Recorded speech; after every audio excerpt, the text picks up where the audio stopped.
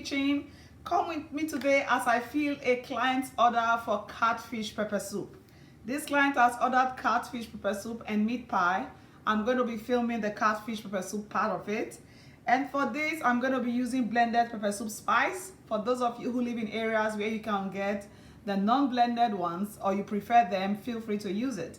Also, I'm going to be using chicken stock powder, salt to taste, garlic powder, a little bit of uziza seeds. You don't want to go too much on that, just a little bit will go a long way.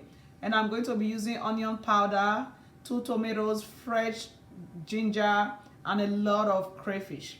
Now, some of you might wonder why I'm not using raw onion. Sometimes I do, sometimes I prefer the onion powder.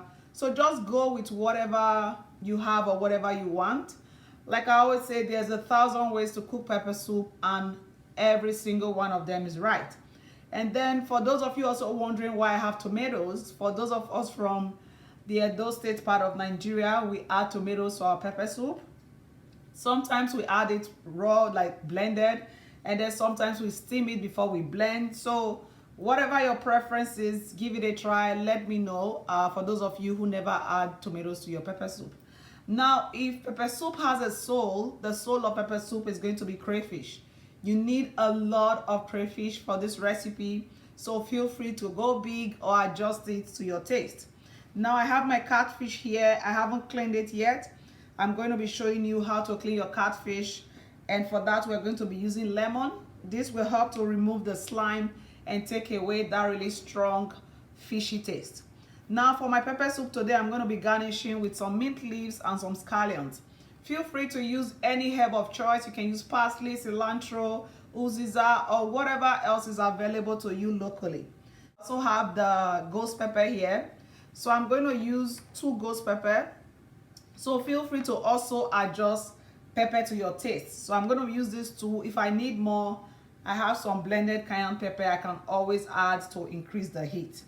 So I'm going to show you first and foremost how to wash your fish, and then I'll quickly plug some water. For this pepper soup, you want to make sure the water you pour over your fish when you're going to start to cook is boiled water.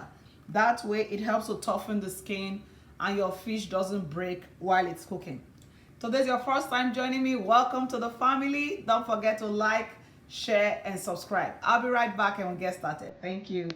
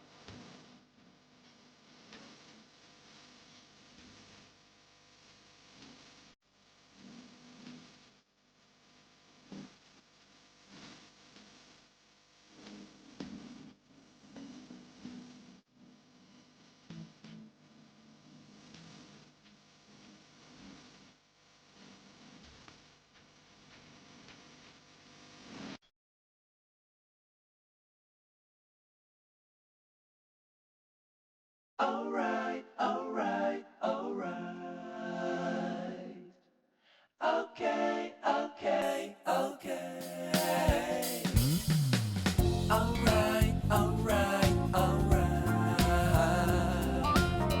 Okay. And here we have it. Our pepper soup is ready. Everywhere really smells amazing. The taste is delicious. Give this recipe a try and let me know how it goes. Please don't forget to like, share, and subscribe. And of course, the client was very happy with this order. Until next time when I bring you another exciting recipe, have a blessed and wonderful day. Thank you.